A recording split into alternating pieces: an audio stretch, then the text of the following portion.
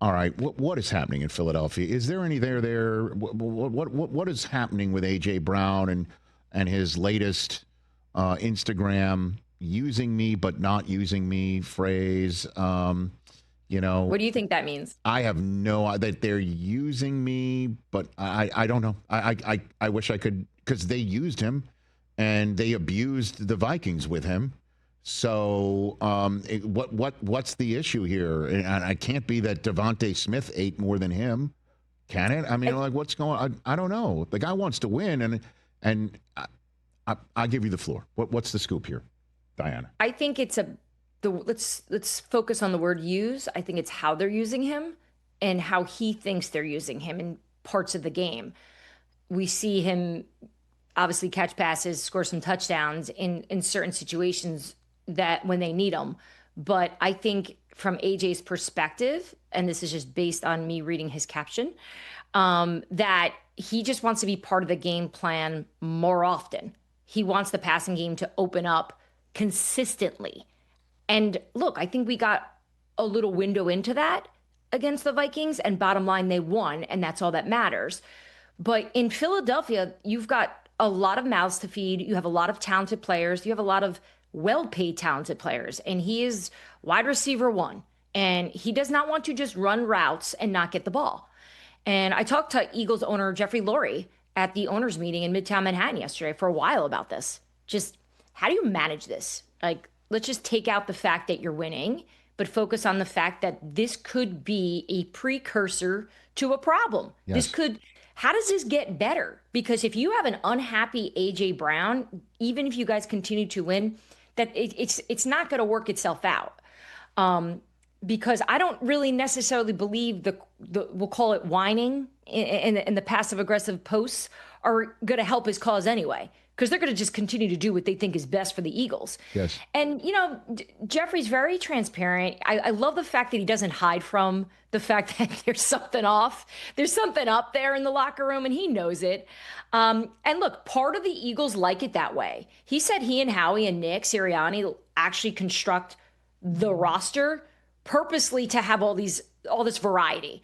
And he knows that the Philadelphia Eagles flourish when it's intense.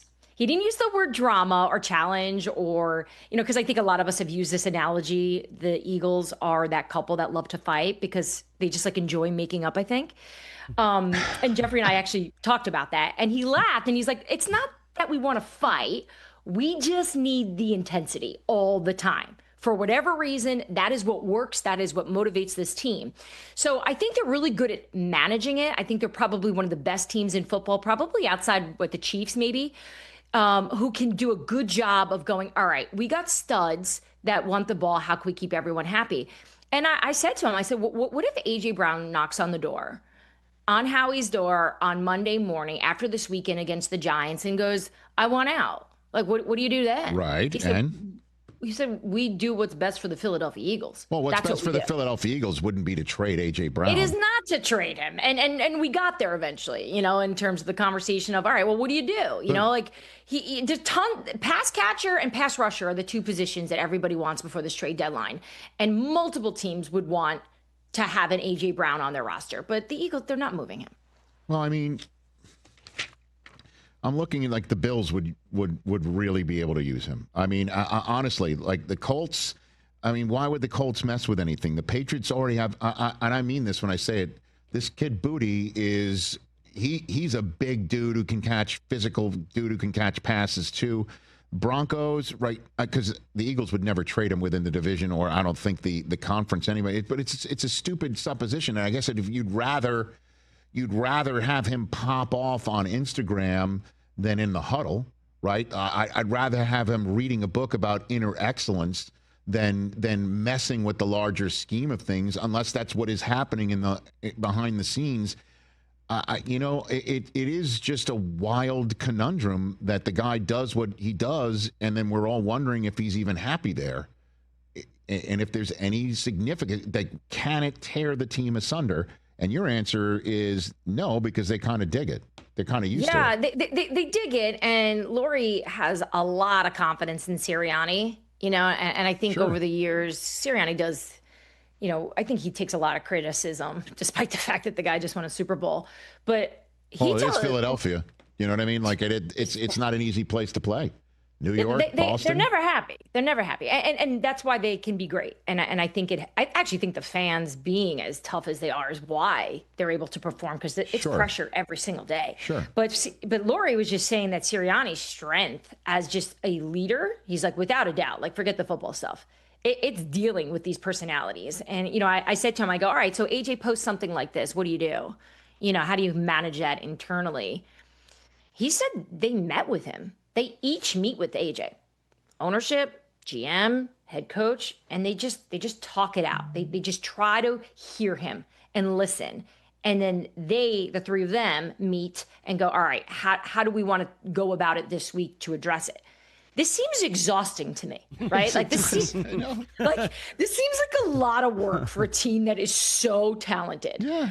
But I think the other part of this is, let's take out the ego that can be annoying, and perhaps maybe the selfishness that can come off of this. Does AJ have a point? Well, I'll tell you what. He may have a point, Dianna. And I guess let's get deep into this then. If I had a peg of an actual major problem for the Eagles, is that Saquon's not running the ball like Saquon did last year, and I don't know if it's the upfront or is it the offensive coordinator? Is it the play calling? But because that's the problem. Because at some point in time, that's what gets you through a cold day in January. You know what I mean? Like, that's what can get you through a cold day in February when you've got a lead with 5 minutes to go. That's what gets you through. And that's what the Colts have. That's what the Colts have in Jonathan Taylor right now. Jonathan Taylor's running like Saquon last year. And so that's why I'm not concerned about whether the Colts are for real, even if people still are at 6-1. The Eagles don't have that run game right now. They're not road grading people. They're not imposing their will on anybody. That's what I think is bigger than maybe whatever A.J. Brown is talking about. The ground game won them the Super Bowl last year. Yeah, that was the identity of the Philadelphia Eagles, right? Yeah. But if you have an offensive line that's banged up, right, it's quite evident. They're a little older. They obviously miss Mekhi Becton up front. And Saquon maybe isn't, popping off like he was last year for a variety of reasons.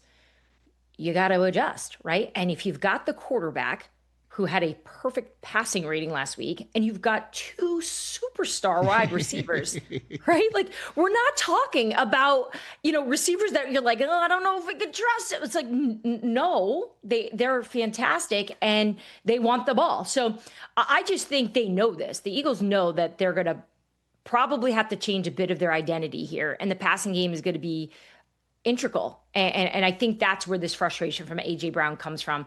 I just think perhaps maybe a little bit of patience. But I can tell you the New York Giants know exactly how to play this team. They saw it just a few weeks ago. They know where the problem spots are for this team. And it is on the ground and it is up front. And this Giants D can eat, as we saw. Mm-hmm. So I don't this is going to be a really good test for both teams, really, especially for this Giants. They're Rich. They are emotionally spent from that game. When I talked to some people there on Monday, even bleeding into Tuesday a bit, of just like reaction to that game, of how they all felt. Like, they know they had to move on, but I think this is going to be this game against the Eagles, that's going to determine everything about the New York Giants moving forward. Everything. What, including the coach? Really? That's what you're saying? I think this is going to tell you. This is going to tell you who they are, right? Mm-hmm. Can you come back from a gut-punching, heartbreaking loss, losing a game that you're not supposed to ever lose historically, and play the Super Bowl champs and beat them again? Sweep them. Haven't. Yeah, they haven't swept them since what? Is like 1996? Something ridiculous. So yeah, I'm really looking forward to this, and I want to see if maybe AJ Brown will one day be happy. Hey, you made it all the way to the end. Thanks for that. Check us out every single day streaming live on Disney Plus and the ESPN app 12 to 3 Eastern.